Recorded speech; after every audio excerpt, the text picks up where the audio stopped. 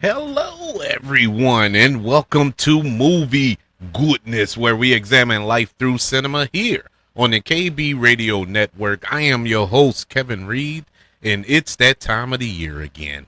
This is officially, after 40 something years of existing, I have come to the realization that Halloween is my favorite time of the year. It isn't because of the spooky ghosts and goblins and all that other good stuff, trick or treating and haunted houses. That doesn't appeal to me per se. But it's just something about horror movies that makes this time of the year more special than any other time of the year. Now, don't get me wrong. I love all the other holidays. I love Christmas. I love Thanksgiving. I love Easter. I love New Year's. I love all of that. All of that is fine. But it's the movie aspect of it all. It's the film aspect of it all. It's the horror movies that just makes this time of the year super special. I mean, think about it. Now, you probably realize this already, a lot of you out there listening, but you know, I'm not the sharpest knife in the drawer, so I'm a little slow when it comes to things. But this came to my realization. Just think about it. Around Christmas, yeah, you have your Christmas movies. You have some cute little Christmas movies that come out. At Thanksgiving, you have some family films that come out. But around October, it starts popping with the horror movies, man. I mean, everything is horror. Even when it comes to television shows, they do. At least back in my day, they had sitcoms, and they'll have a Halloween episode. They'll have, the episodes that focused on stuff like that. A spooky little episode on television shows, whether it's a sitcom, drama, a procedural, a police procedural, whatever it may be. You always find a Halloween special, and I just love those movies. I am a scary cat. I can admit that now too. I am a big scary cat. Hate to be scared, but love to be scared all at the same time. It must be some type of secret taboo or fetish that I have. I don't know what it is, but I love to get scared. I love scary movies. I mean, shoot me. I grew up on them.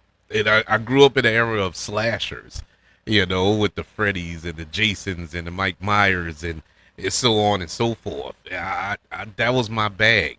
I just love those movies. And as I got older, I start to realize that around mid-September or late September, I start anticipating what horror movies are coming out next month. What new horror movie will come out next month. Some good, some bad, even the bad ones. And this is the only genre of film where it can be bad. The movie could be bad, but you still enjoy it for what it is. It's hard to review horror movies. I've found doing this show for the last few years. It's hard to review a horror film because horror films are kind of like critique proof. It's weird because they know what they are. They're not in it for awards consideration or by any stretch. They're just there to do what it's supposed to do: gross you out, scare you, and everything else. And there are so many different subgenres in horror nowadays. It isn't just straight up horror. It isn't straight up slasher. The killer running after you with a butcher knife and all this here.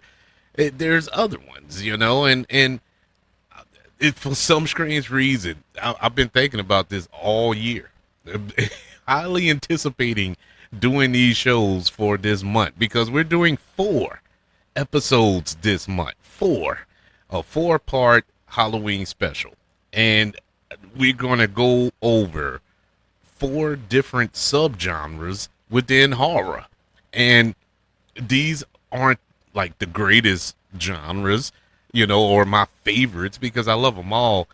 These are just the first 4 that popped in my mind when I was preparing to do these shows. And I wanted to talk about it, and review a film out of these subgenres that we can have some fun with. And at the end of the day, that's what it's all about, having fun. Go and see a horror movie in the theater is such a communal thing. You know, it feels so good to go see a horror film where everybody is reacting to it, having fun with it, laughing. Normally when people laugh in a horror film, they get scared. That's their reaction when they're around a group of people. It's the laugh instead of a scream, and it got you when you laugh, or giggle, or smile, or something. Some type of emotion will come out of you. And so, in this first part one of our 2025 Halloween special, we are going to discuss found footage horror films. And found footage horror films, it isn't new. It isn't something that just came along when the Blair Witch Project came out. Found footage films has been around since the 60s. But somebody had the bright idea. Hey, let's make horror. Let's make some horror films out. And it was a brilliant idea because one is cheap. It's not expensive to make because it's shaky cam. And that's another thing. I hate shaky cam. I can't stand shaky cam at least when it's not done right. There are some filmmakers that knows how to use shaky cam correctly. One comes to mind is Paul Greengrass. He knows how to use shaky cam. He directed The Bourne Supremacy. I forgot which ones. I think he directed 2 of the Bourne films. But he knows how to use it. I like the way he uses the camera. It really puts you in the action as opposed of shaky cam where they do that technique to kind of hide the stunt work or hide the visual effects or just stupid stuff. It gives me a headache, You probably have, if you suffer from seizures or something like that, you'll probably go crazy watching some of these shaky cam films. But if used properly, it can work. And most, not all, but most of these horror films that do the found footage, that do the shaky cam technique, work. And it's exciting, because it actually puts you in the action. It puts you in the horror. It's like a first-person shooter game. And you can't help but become our protagonist or hero in the story, and it just adds an extra level of horror to the films. And so, in honor or in collaboration with the discussion of found footage horror films, we're going to review a film at the end of this episode that just came out, fresh out the presses, and it is VHS Halloween, which is the 8th installment in that franchise. We'll get to it, but it is the perfect film to fit in the discussion that we have today. But when you talk about found footage films, it's most commonly associated with horror, especially lately. But if you really go back, found footage films, they span 1961, I think, was the first found footage film, and that was from an experimental director, Shirley Clark, who directed the film The Connection. Never seen it, but it's a found footage film of sorts. In 1969, there was another film, Coming Apart, but the one that really broke it open, the one that really brought found footage horror films to the forefront, was in 1980, and that was Cannibal Holocaust. If you haven't seen that film, it's okay, because not too many people have seen that film. That film came out in 1980, and it was pretty much banned everywhere because due to the fact of it being a found footage film, a lot of people believed it was real. It was an Italian horror film, and when it was released, it was the target of a lot of censorship,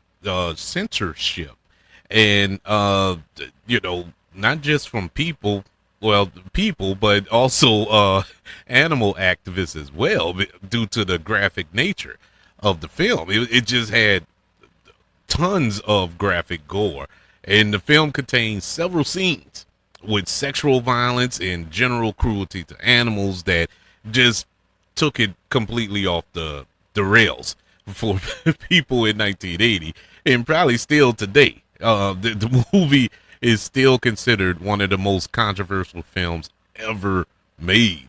But due to this notoriety, Cannibal Holocaust has been marketed as being banned in over 50 countries. And I think in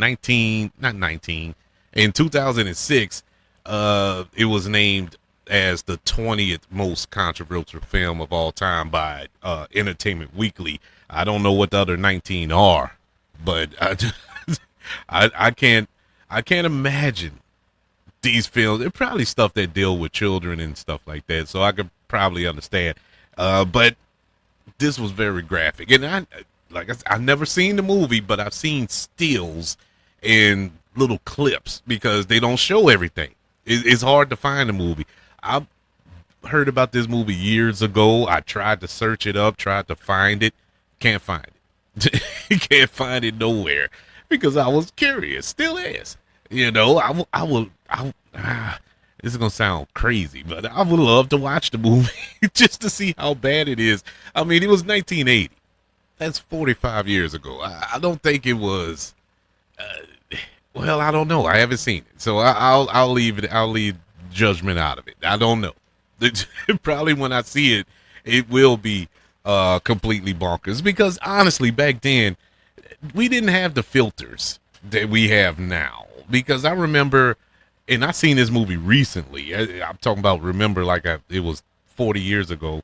It probably was 40 years ago the first time I watched it. But I just seen this movie maybe a month and a half ago, just randomly on HBO or something like that. Scanners. And I remember the first time I saw Scanners, and it, no pun intended, blew my mind. It messed me up because I couldn't believe what I was watching on screen. I was wondering how they did all of that. This was in the 80s. You know, I don't think filmmakers today, at least not all of them, can master that type of body horror, you know, with head exploding. And one scene in particular, and this isn't a found footage film, but it's on, you know, it's on point with what I'm talking about. The scene when Revik first used it on the guy and made his head explode, and I watched a YouTube video about that, and they analyzed and broke down that scene and how the head exploded and how the editing was so perfect and so so good and crisp that you can't tell where the cut happened. You cannot, and they slowed it up frame by frame. It was that good of an edit, and where the head exploded between the real person and the head exploding. It makes you wonder: did they explode the man head on for the sake of the film? Yeah, but back then you could get away with all that stuff. So it probably isn't as cruel as we think now, you know, looking at it through 2025 eyes, because we've seen so much, you know, at least those of us of a certain age, we've seen so much in film and sadly in real life. And so we kind of desensitized in a way when it comes to movies of that ilk. But yeah, Cannibal Holocaust is probably the first, well, not probably, it is the first found footage horror film to be released. Now, to find one that was more mainstream, they had some sprinkled in the 80s, maybe 4 or 5. I think there was one in Japan, if I'm not mistaken, about UFO abductions. I think I'm probably getting it mixed up, but they had one in the 80s with like that, in that style. It had maybe a couple of more in the early 90s, but the genre really took off in 1999. That's when stuff really got real, and it just broke open the doors in this subgenre of horror. In 1999, you got the Blair Witch Project, and I was there for it all. I remember the marketing for this. I remember going to the theater opening weekend to see it and leaving out with a migraine. I left out with a migraine because I didn't realize that the whole movie was going to be found footage, because I've never seen a movie like that up to this point. And I'm like, what is the whole movie like that? Midway through, I'm like, what? There are no lockdown cameras in this movie. But everything was found footage.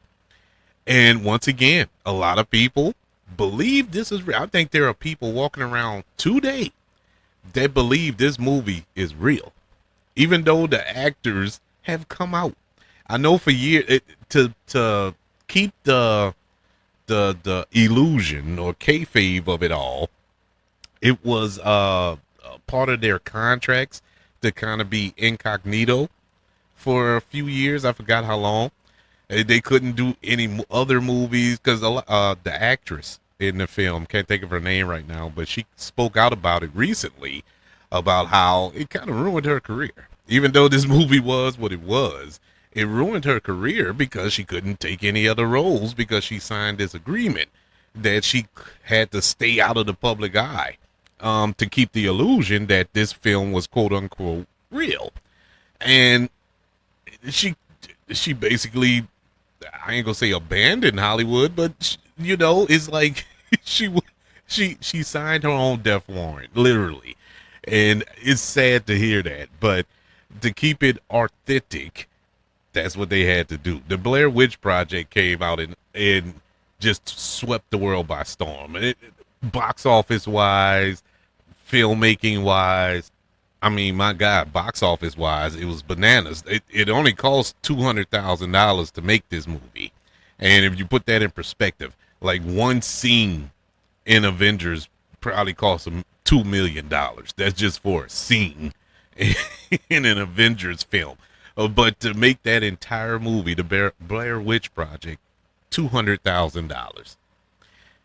The movie went on to gross $248 million. It is one of the most profitable movies of all time. Of all time. I would have loved to have been a producer on this movie. This is bananas that it made that much money. But it was the marketing behind it. Now, does the film hold up now? Nah. I mean, it has its moment. It's been a minute since I watched it. Maybe about 2 years since I've seen that movie. I probably need to revisit it because I wanted to watch the other film, just Blair Witch, but I never got around to doing it. It popped in my mind randomly because I only seen it once. The one that came out a couple of years ago. I only seen it once, and I wanted to rewatch it. And I also wanted to watch this one. Not that Book of Shadows, not part 2. That was, I don't know what that was. Well, number one, it wasn't a found footage film. They didn't keep the same tone as the first film. They just went completely off the rails. But I did want to go back and watch this movie. This was I'm not gonna say it scared me. It didn't scare me, but it disturbed me.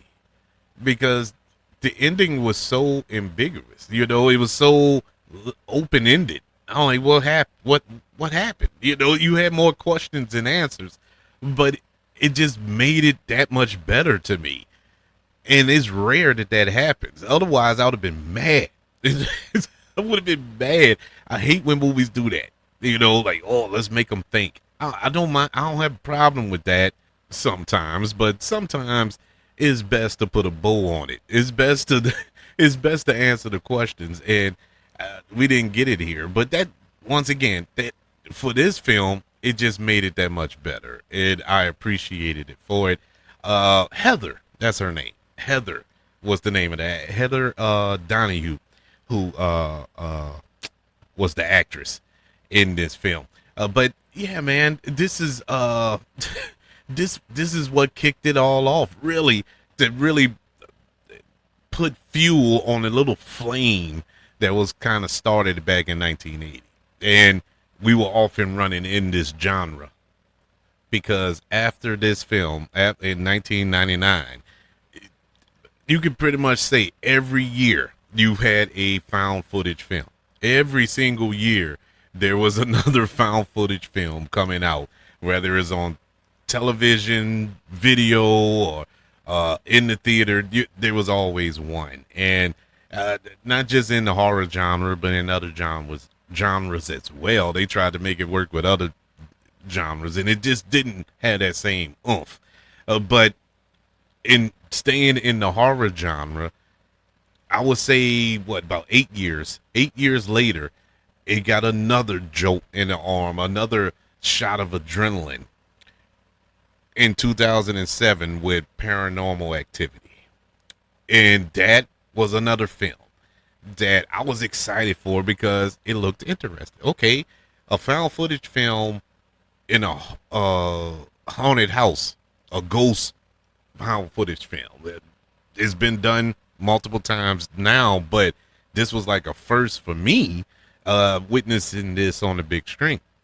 Well, no, I didn't see this on the big screen. I did not go to the theater to see this. I borrowed my friend's DVD at the time, and it was two versions on it, and that's why he wanted me to see it.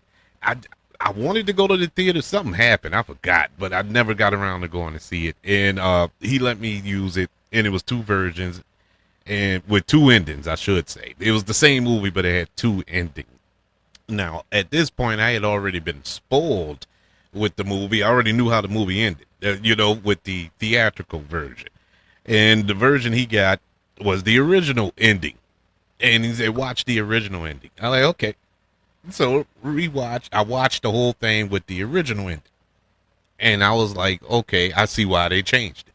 Even though I get it. And I'm not going to spoil it if you haven't seen it, even though the movie is, what, almost 20 years old, 18 years old, something like that. But I'm not going to spoil it for you. But I'll just say this. The original ending, if they would have kept the original ending, we wouldn't have had 50 sequels to this movie. And so they kind of changed that. But you want to know who changed it? Well, the directors changed it, of course, but you want to know who advised them to change the ending to Paranormal Activity? It was none other than Steven Spielberg. Steven Spielberg managed to see a screening or a copy of it or whatever. I mean, Steven Spielberg, he sees everything in Hollywood. So he contacted the director and told him, look, the movie's great. I enjoyed it, but change the ending, because if you change the ending, you can make this into a franchise. And the filmmaker being, is like, it's Steven Spielberg. Of course I'm going to change the ending. So he changed the ending, and a franchise was born. And I liked the theatrical ending of the film. Even though I liked the original, but the theatrical one kind of made sense to me. And now, once again, well, I said this is probably one of the most lucrative genres within the genre, is the fact that they're cheap. Just like the Blair Witch Project, this film was actually made, get this, for $15,000. It costs less to make this than it did the Blair Witch. Now, the reason for this is, this was basically in one room, in one house. It was in the house. That's it. They didn't have any outside shots. There was nothing else. It was just two people. Well, three, to be technical, in this movie. And he only popped in for a scene and popped out, and that was it. But this movie was probably the cheapest movie to make. Now, with post-production and all that, it grew to $200,000, with the reshoots and fitting it on film so it can be shown in theaters and whatnot. And so that was all post-production costs. But The movie went on to gross close to $200 million worldwide, making it a monster success. And you know, the other films within the franchise, I felt was just as great. I love the Paranormal Activity franchise. I almost did a whole episode on all the Paranormal Activity films, but I decided to wait. I'm gonna do that for maybe next year's Halloween special. That's how much I enjoy the Paranormal Activity films. And now, speaking of enjoying enjoying films, I'm gonna talk about my favorite within the genre so far, as of 2025. Something else may come along and take that mantle, but as of right now, uh, this movie came out in 2008, and it just I don't know what it is, and even to this day, it's hard for me to watch. It's something about this movie that touches my soul, and not in a good way. And it's a remake. It's actually a remake of another found footage horror film from Spain, I believe, and it's called Rec or Record, however you want to sauce it up. But it got an American remake the following year in 2008, Quarantine. Quarantine is my favorite found footage horror film. Don't ask me why. It's just something about that movie that resonates with me. I just love that movie. It is so disturbing. Not so much for the gore and blood and all that there, because it really wasn't all that. It was disturbing in the sense of the claustrophobic feel of being trapped in this apartment complex with these infected human beings who are out to destroy you, man. I mean, they are out to rip you apart. And the way this film was shot with the found footage cam, this is probably the best use of the found footage genre I've seen in a long time, because it is a cameraman. It's this news reporter who is shadowing this fire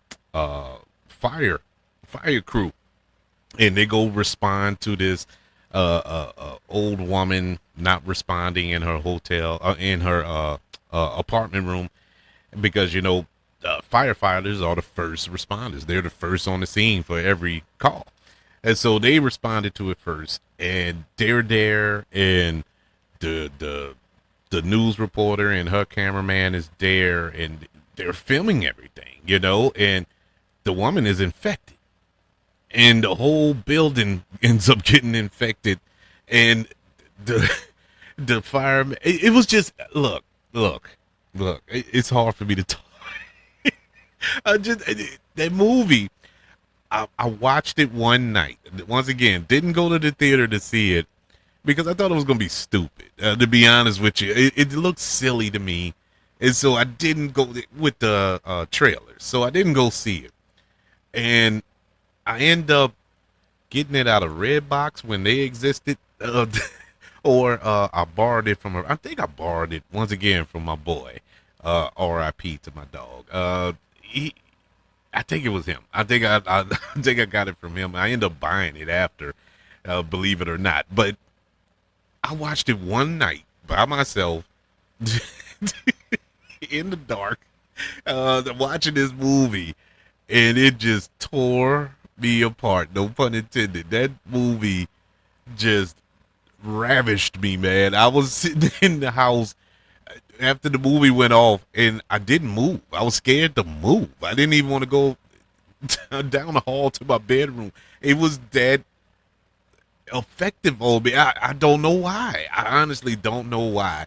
The only knock I have on the film, I wish they would have followed the original, because I did watch the original, the Spanish version, not too long after I watched the American version. In the Spanish version, it is better But I guess I connected with the American version more because I'm American. I didn't have to read subtitles while I watched it, but I did enjoy it. But they had a demonic element to the original as opposed to the American version, Quarantine. But nonetheless, great, great movies. Rec had a sequel that came out, I think, the year after this. It was all right. It was a continuation of the first film, but it didn't have the same as the other one. But hey, I liked it. I liked it regardless. Um, After that, we got just millions and millions. It feels like found footage horror films in the genre because they're fast and cheap. You can it's a quick investment for investors of films. You get your money back pretty quick because you you get your money back opening weekend with these movies, no matter where it where it ends up on the top 10. Even if it makes it in the top 10, it's still going to make his money back because you're not spending that much money on these films. And it forces filmmakers to get creative, because you got to get everything in one shot. At least not in one shot, but in one frame. You got to make sure that you're blocked right. I would imagine it's harder because you don't have the benefit of a B-roll or getting a cover shot here or a close up here where you missed it, or stuff like that. So everything has to be in one shot. you know you got to make sure that that little Easter egg that you have hanging on the wall is in the shot when you swing the camera around, or our protagonist is running through the hallway or something like that. So it is hard. I would imagine it's much harder to make these movies and to stay under budget. With all that being said, that leads me to 2012. The year 2012, we were introduced to a film that you wouldn't tell me today that we would get eighth. We would just see our eighth film in this franchise. I thought we were one and done. And honestly, I've said it many times here on this show, I am a giant anthology fan. I love anthology films. Films that contain different stories, a la Twilight Zone, the movie, and Creep Show 1 and 2, movies like that. I love anthology films, because it's like you cheating in a way. You get 4 or 5 movies in one, for the price of one. It's a joy. You walk away feeling like you got your money's worth. And so I love anthology films. And you give me a good horror anthology film, sign me up. And now you're going to add on the element of found footage. Oh man, this ought to be interesting. And not only found footage, but through the lens of a VHS. Yes, VHS came out in 2012. And boy, you would talk about loving a movie. I've watched the first VHS, I would say at least 5 or 6 times since I first seen it. I was blown away by it. And one of the main reasons I love anthologies is the fact that you can have all of these different stories and they don't have to link up together. You don't need them to link up. They're their own story. And when it came to VHS and you're shooting it like a VHS, if you're around my age, you know what a VHS camera is, videotape, and VCRs and all this here. It's kind of archaic. It's prehistoric. At least it is to my children because they don't know what a VHS is. But this really felt like a VHS. I'm pretty sure it wasn't shot on VHS, but it had the VHS feel. And all 5, I think it was 5 short stories that was in this movie, all of them hit. All of them knocked it out the park for me. And you had what appeared it to me or appealed it to me was the fact that you had this main story sprinkled in between each. That's the only thing that really connected, you know. But the other stories didn't. But they were so good. They were so good, and I was hooked from that moment on. And when they came out with another one, I think the next year, in 2013, yeah, that they came out with another one. I was like, yeah, sign me up for that too. And it was all we were off and running. All of these now, not all of the short stories worked, but they all had their place, if that makes any sense. I didn't hate none of them. That goes through all of the VHS films, all eight of them. Eight people. Yes, I'm counting the one that we're about to review in a couple of seconds here. But yeah, I enjoyed all of them. And it seems like since they started putting them on Shudder, that streaming service, it looks like they're holding a pattern of releasing them once a year around Halloween, and I'm here for them. I'm here for it. Thank you, Shudder, for these films. So, without further ado, that leads us to 2025. That leads us to now, with the release of VHS Halloween, which is currently on Shudder. It was released on October the 3rd, and this is the eighth film in the VHS franchise, and the first of the franchise to focus solely on Halloween. And now you've had a little shorts sprinkled in there throughout the eight films that take place on Halloween, but not the whole film in itself. And this film has six short films that focus on this quote unquote holiday. Let me just start let me just start off by saying all of the VHS films are messed up, man. These are some these are some disturbing movies, but this movie here, Halloween, a VHS Halloween, is probably the most disturbing of them all.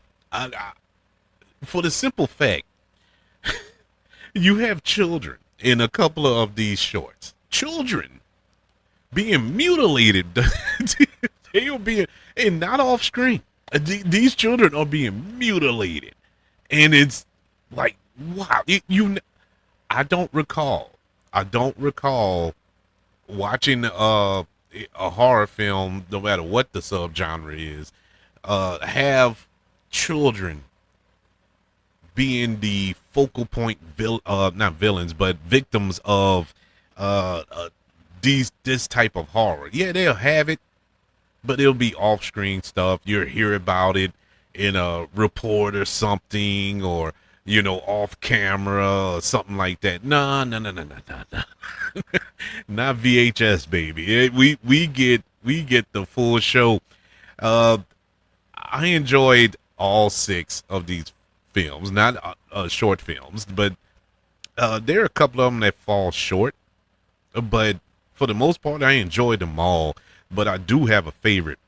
The list of the shorts, you have Diet Phantasma, Coochie Coochie Coo. I don't know the pronunciation. It's in Latin, but I don't even want to say it. But because of what happens in the movie, but it's what is below, or what as above is also below, or something like that. A Fun Size, Kid Print, and Home Haunt. Out of all of these, Coochie Coochie Coo is my favorite. Coochie Coochie Coo is the most messed up, vile short film you ever want to watch.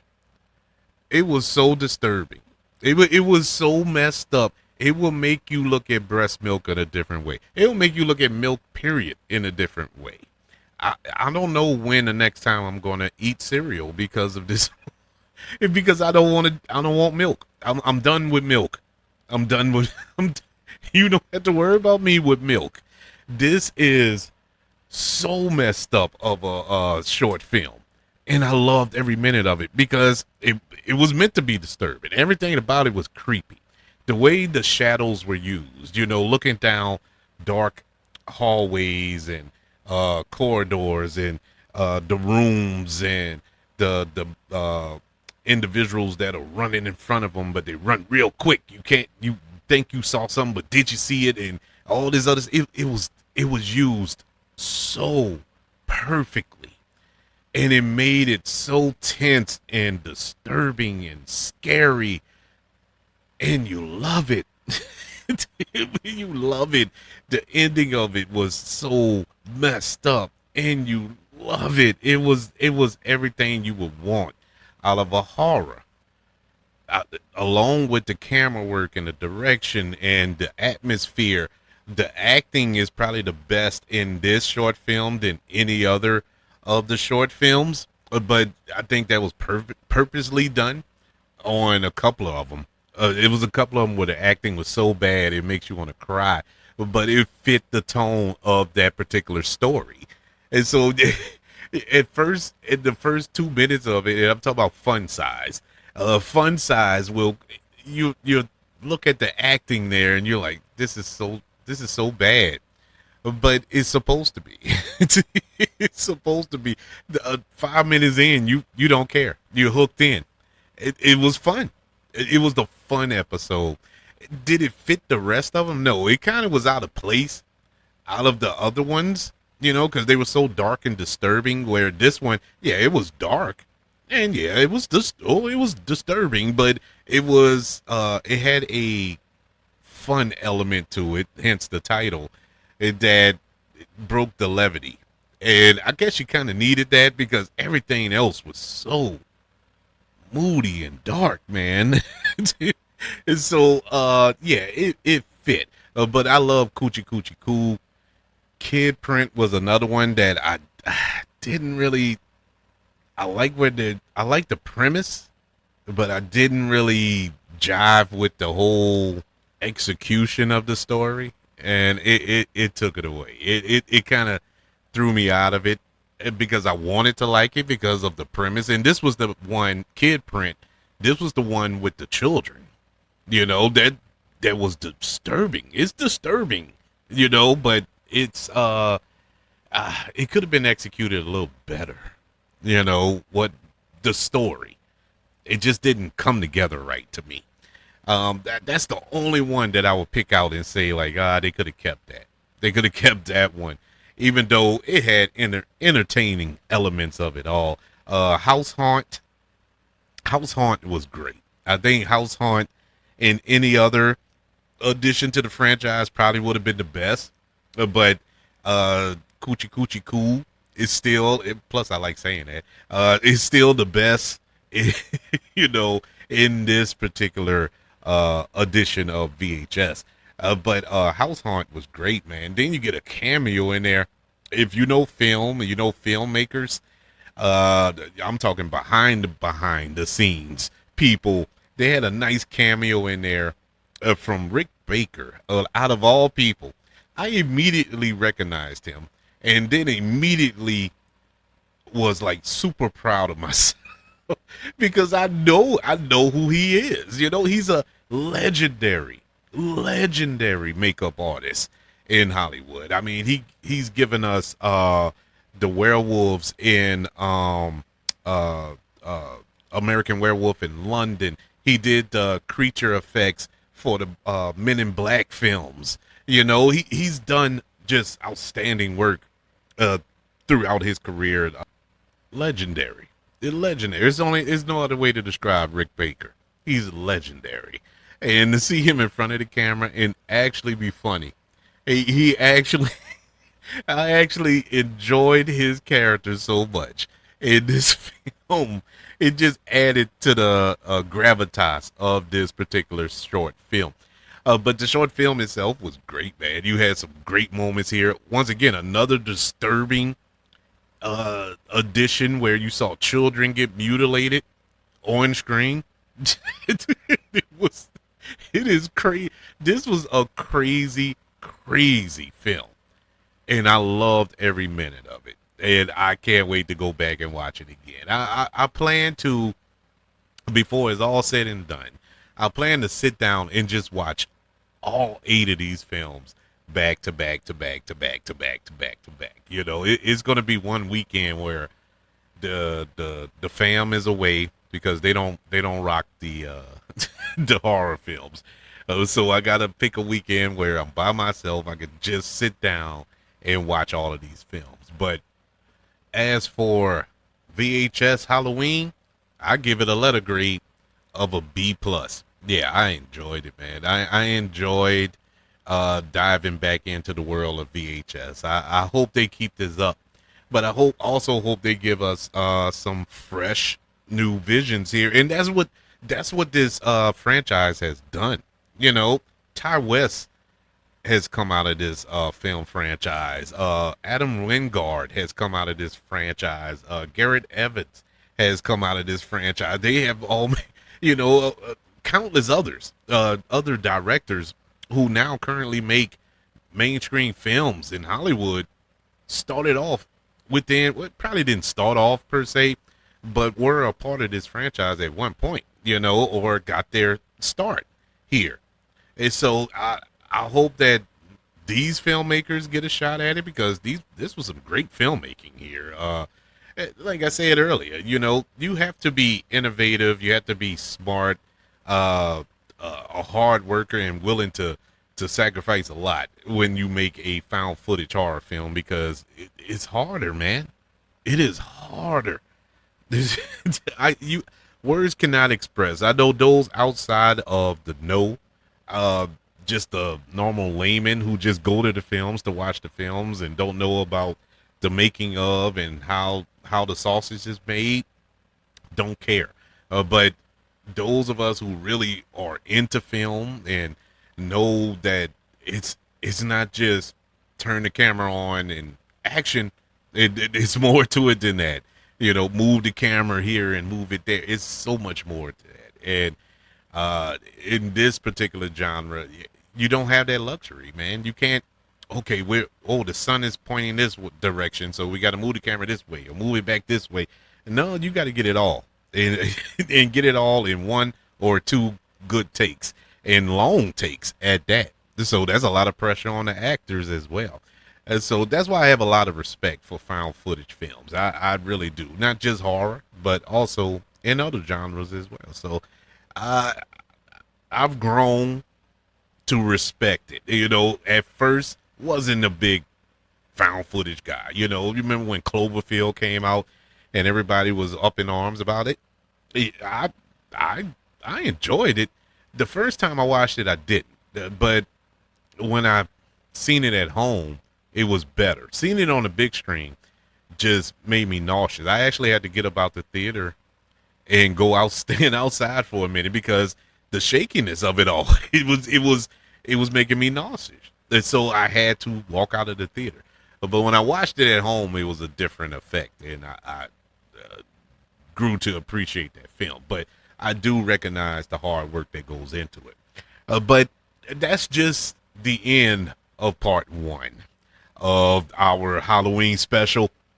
I hope you enjoyed it as we dived a little bit into the found footage genre of horror. Part 2 will come out next week, and part 2, we're going to dive into the big daddy of them all, the Universal monster movies. We're going to talk about Frankenstein monster. We're going to talk about The Bride and Dracula and Wolfman and Creature from the Black Lagoon and all that other good stuff. We're going back in time, man.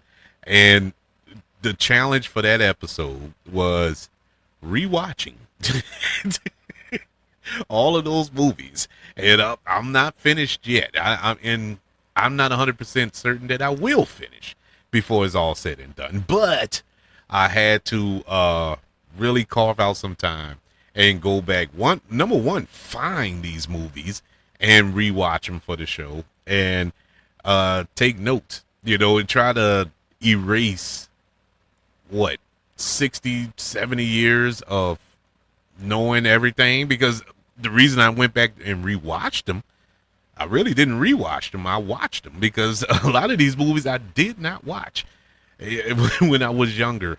And so I wanted to be honest and fair when I talked about it. So I went back and rewatched a few of these films and grew a greater appreciation and sit currently sitting back and wondering why we haven't gotten some real good adaptations to these films to date. But that's neither here nor there. But to go along with that, just to let you know, to go along with the discussion of Universal Monster Pictures, we're going to review a film that is so near and dear to my heart that I'm currently shaking right now when I'm about to tell you the name of it because I have such a love for this movie. It's one of my guilty pleasures, I guess you could say. One of my favorite films when I was a kid. And I can still quote this movie almost line for line today. And it is none other than the Monster Squad. That will be our review for that episode. So stay tuned to it. But until then, you can email the show kbradiopodcast@gmail.com. You can also search for the show on all social media platforms. Just search for the KB Radio Network. Don't forget to subscribe to the YouTube channel, ladies and gentlemen, the KB Radio Network channel. Like this video, share this video, show your love if you don't mind, please. Don't forget about the 5 stars, the reviews, and sharing this show if you're listening on Apple Podcasts, Spotify, iHeartRadio, wherever you are currently listening to Movie Goodness here on the KB Radio Network. Everybody, thank you for joining me as we dove into our 2025 Halloween special, part 1, found footage horror films. Want you all to know that I love you, continue to love everyone, and until we speak again, you all be blessed.